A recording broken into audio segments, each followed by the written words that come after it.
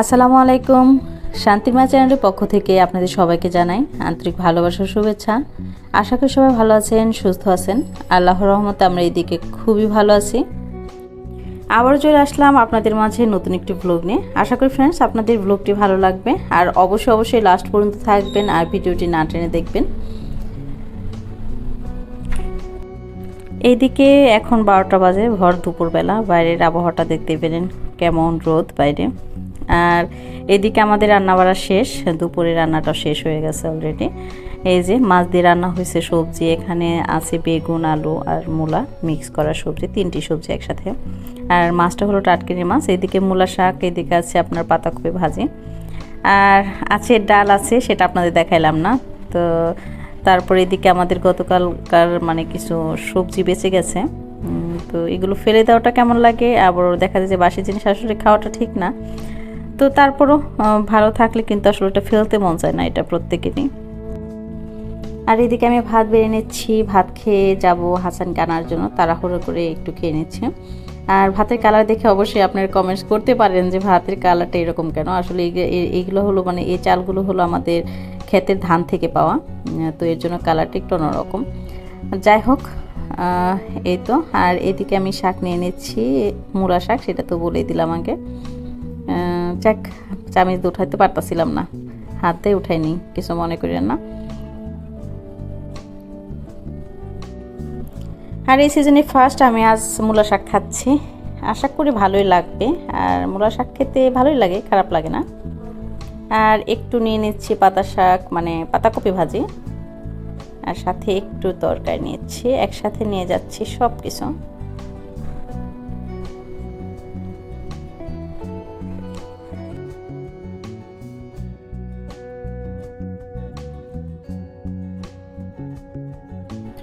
বাইরে বুইরা সব নিয়ে গেলাম, এখন যাই বেড়ে বসে বসে ভাত খাই গে। অভদ্রভাবে ভাত খাবো, সরি, কেন অভদ্র হবে, ভালোভাবে ভাত খাবো, কারণ বসে সুন্দর করে খাবো। এখন সকালে খেয়েছি, সকালে নাস্তাটা হয়েছে একদম সকাল সকালই। ভাবলাম যে এখন 12টা, সোয়া 12টা বাজে গেছে, একটু ভাতটা খেয়ে নিই, একটু ক্ষুধা লাগছে, মনে হইতেছে একটু ক্ষুধা লাগছে, তো ভাবলাম যে খেয়েই যাই। এই তো খাওয়া শুরু করলাম। মূলা শাকে ফার্স্ট ট্রাই করতেছি কতটা মজা হয়েছে। অলরেডি এক লোকমা দিয়ে ফেলছি, কিন্তু আপনাদের দেখাইতে মন নাই, তো আবারও নতুন করে খাইতেছি। তারপর এইদিকে এই যে খাওয়া দাওয়া শেষ করে যাব তাড়াতাড়ি করে হাসান কানার জন্য, মানে আমার ছোটো ছেলের ছুটি হয় 12:30টার দিকে, আর ডে কেয়ার শেষ করতে করতে 12:30 বাজে। আর ওইদিকে হাসানের, সরি আমার বড় ছেলে হোসাইনের, ওর ছুটি হয় 1:30টার দিকে। তো সেক্ষেত্রে হাসান মানে 12:30 বা ওদের সাথে বসে থাকতে মানে অনেকটা সময়, তো ধৈর্য ধরে বসে থাকতে চায় না। ক্লাস শেষে আসলে বাচ্চারা বাড়িতে ফিরতে চায় খুব তাড়াতাড়ি। তো এর জন্য এই তো আমি আমার রুমে এসে তারপরে চাবিটা নিয়ে এখন যাচ্ছি। আমার বোরখা পরা শেষ অলরেডি, আর এখন আমি যাচ্ছি।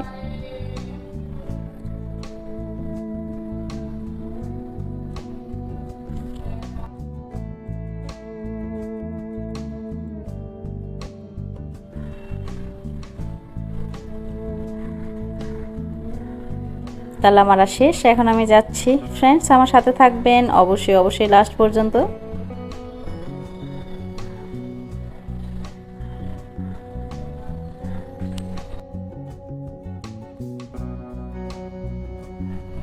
ওদের স্কুল আমাদের বাসা থেকে অনেক দূরে না, মোটামুটি 2 মিনিটে চলে আসা যায়। তো আমার সেরকমই সময় লাগলো, এই চলে আসছি ওই শাহিন স্কুল অ্যান্ড কলেজ।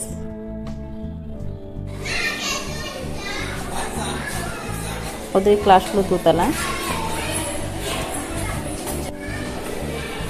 ওই যে দেখা যাচ্ছে লাস্ট, ওই দেখা যাচ্ছে ওইটা হলো হাসানের ক্লাস। হাসানের ছুটি হয়ে গেছে অলরেডি, এখন হোসাইনের ক্লাসে মানে ম্যাডামরা বসে রাখছে, আর ভাইয়ের ক্লাসে বসে রাখছে। আমি প্রত্যেক দিন এই টাইমটা নিয়ে আসি, আর একটু দেরি হলে ওর ভাইয়ের সাথে বসে রাখে। তো এখানকার ম্যাডাম বা মিস বা স্যার যেটাই বলেন, প্রত্যেকে খুবই কেয়ারফুল বাচ্চাদের উপর, যাদের তদারকি থাকে অন্যরকম। অভিভাবক ছাড়া তারা বাচ্চা ছাড়ে না। এই তো স্কুল থেকে বের হয়ে গেছে অলরেডি। এখন হাসান দোকান থেকে একটা কেক নিল, এখন বাসায় যাচ্ছে। আর অনেকদিন যাবৎ হোসেন হাসান বলছে মা মিষ্টি জাতীয় কিছু বানাই দাও, ওদের খুব খেতে মন চাইছে। তো তারপর ভাবলাম কি বানানো যায়। লাস্ট পর্যায়ে ভাবলাম যে ঘরে যা আছে সেটা দিয়েই আপাতত একটা কিছু তৈরি করে ফেলি। ঘরে সুজি আছে, ভাবলাম সুজি দিয়ে আজকে হোক একটা রেসিপি, দেখি কি করা যায়। তারপর ঘরে দুধ ছিল না, লিকুইড দুধটা, তো ভাবলাম যে 2 প্যাকেট দুধ নিয়ে আসি বাইরে থেকে, মানে দোকান থেকে। তো দুধ আনাইছি 2 প্যাকেট। আর এটা বিকেলের জন্য তৈরি করছি মেইনলি, এখন বিকেল টাইম। আমি ফার্স্টে পানির মাধ্যমে এটা ভালো করে গুলিয়ে নিচ্ছি।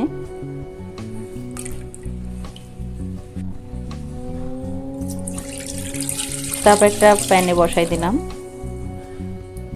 তো দুধটা কিন্তু আমার অনেক বেশি পাতলা না, দেখেন মোটামুটি ঘন, তো একেবারে ঘন না একেবারে পাতলাও না। তারপর আমি দুধের মধ্যে দিয়ে দিলাম কতটুকু, 1 কাপ পরিমাণ, 1 কাপ ফুল না, তো একটু কম আছে, চিনি দিয়ে দিলাম আর 3টা এলাচি দিয়ে দিলাম। আর সামান্য পরিমাণ লবণ দিয়ে দিব। লবণটা দিতেও পারেন বা নাও দিতে পারেন, এটা আপনাদের ইচ্ছা। তো আমার মনে হলো যে একটু লবণ দিলে হয়তো বা খেতে ভালো লাগবে, এর জন্য আমি দিলাম। তারপর এভাবে আমি একটু টকবক করে মানে জাল দিয়ে নেব কিছুক্ষণ, খুব বেশি না। চিনিটা দেওয়া হয়েছে যাতে করে চিনিটা দেওয়ার পরে কিন্তু আসলে পানি ছাড়ি দুধটা আরও লিকুইড হয়ে যায়, আরও পাতলা হয়ে যায়। তো আমি যাতে করে দুধটা একদম ঘন না হয়ে যায় বা চিনিটা দেওয়ার ফলে যে পাতলা হয় ওইটাও যাতে না থাকে, ওই রকম আমি জালটা নেব। তারপর বন্ধ করে ঢেকে রাখবো। আর এইদিকে আমি এখন করে নেব আমার সেই বড়াটা বানানোর জন্য 2টা ডিম নিছি, সেটা দেখতে পেলেন, একটা একটু বড় আর একটু ছোট, পরটা একটু ছোট। তো এভাবে 2টা ডিম ভেঙে নিলাম এভাবে, ঠিক। তারপর একটু ফেটে নেব।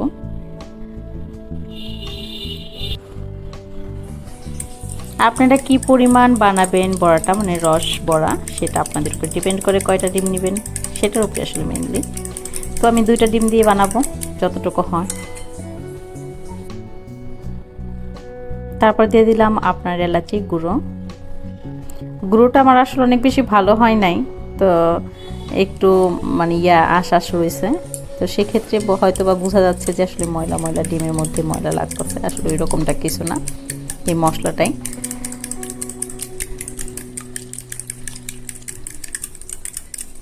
তারপর সামান্য পরিমাণ লবণ দিয়ে দিছি।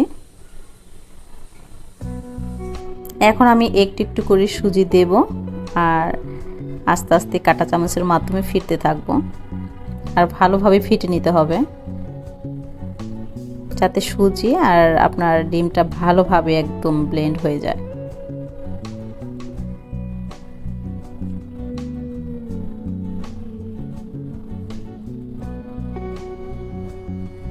অনেকক্ষণ পর্যন্ত এভাবে ব্লেন্ড করে নিতে হবে যাতে একদম ভালোভাবে মিশে যায়। এভাবে ফিরতে ফিরতে দেখবেন যে এইরকম একটা ভাব চলে আসছে, আর সুজিটা কিন্তু ফুটতে থাকে, ঘন ঘন পর্যায়ে চলে আসে, ঠিক এইরকমটা হবে। আমার মনে হচ্ছে যে আর সুজি লাগবে না, আমার 2টা ডিমের সাথে এরকমটা এনাফ। আর এটা কিন্তু আপনার বেশ কিছুক্ষণের জন্য রেখে দেওয়া যাবে না, আপনার সাথে সাথে ভেজে নিতে হবে। আর এইদিকে আমি ফ্রাই প্যানে অলরেডি তেল বসাই দিছি, আর অবশ্যই আগুনের যে তাপটা সেটা মিডিয়াম আঁচে থাকতে হবে। আর তেলটা অনেক বেশি গরম হওয়ার আগেই এই বড়াটা ভেজে নিতে হবে। এই দেখেন, ঠিক এভাবে আমি দিয়ে নিচ্ছি, আর দেওয়ার সাথে সাথে কিছুক্ষণ পরে দেখবেন আস্তে আস্তে একটু ফুলে উঠতেছে। ফুলে উঠতে বলতে ওটা বোঝায়নি, তেল থেকে আস্তে আস্তে তলানি থেকে ভেসে উঠবে। আর তেলটা মনে হচ্ছে যে আমার একটু কম হয়ে গেছে, তো আর একটু ডুবো তেলে ভাজলে হয়তো বা আরও বেশি বেটার হতো। তো যাই হোক, আমার রং হচ্ছে, আর আপনারা আরেকটু ডুবো তেলে ভাজতেই পারেন অবশ্যই। তারপর দেখা যাক আমার এই তেলে কতটুকু ভালো ভাজা হয়। এই যেভাবে দিচ্ছি, আমার অলরেডি কিন্তু চারপাশে যেগুলো দেখতে পাচ্ছেন যে একটু উপরের দিকে, সেগুলো নিচ থেকে তলানি থেকে উপরে ভেসে উঠছে। আর এভাবে হয়েছে কি, একটু দিতে গেলে একটু ছড়াই ছিটায় যায়, এটা স্বাভাবিক ব্যাপার। তো ডোন্ট মাইন্ড, অনেক বেশি সুন্দর করে আপনাদের সাথে উপস্থাপন করতে পারলাম না। তো এভাবে আমি ভেজে নিচ্ছি, যেরকমই হোক, আসলে ভিজা দিয়ে কথা, আমার কতটুকু ভালো ভিজলো সেটাই হচ্ছে মেন কথা।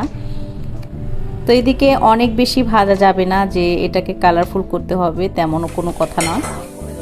মোটামুটি মানে যে প্রথমবার ভেসে ওঠার পর আমি যে একটু উল্টাই দিছি, তারপর 2 মিনিট 1 মিনিট এরকমটাই হবে ভাজা হলেই তারপর আমি নামাই ফেলছি। নামানোর পরে সাথে সাথেই গরমটায় আমি দুধে ভিজাই দিছি। আর দুধটা কিন্তু অবশ্যই মানে গরম থাকতে হবে, ওই রকম গরম না যে ফুটন্ত অবস্থায় যে গরমটা থাকে সেটা না।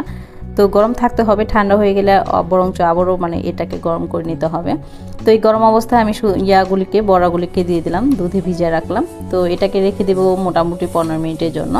আর এই দিকে দেখেন আমার বাচ্চারা খেলা নিয়ে খুব ব্যস্ত, বিকেল টাইম এখন। ওরা ম্যাজিক বল দিয়ে খেলতেছে। এই যে এখন দোকান থেকে আইনে ম্যাজিক বল পানিতে ভিজে রাখছে আর আস্তে আস্তে এরকম বড় হইতেছে। অনেক সময় ধরে আনে নাই, বেশ কিছুক্ষণ যাবতে আনছে, হয়তো আধা ঘন্টা বা 1 ঘন্টা যাবত মানে এটা ভিজানো হয়েছে। তো এতটুকু সময়ের মধ্যে দেখেন কতটা ফুলে গেছে, দেখতে কিন্তু খুবই সুন্দর লাগে, খুবই কালারফুল।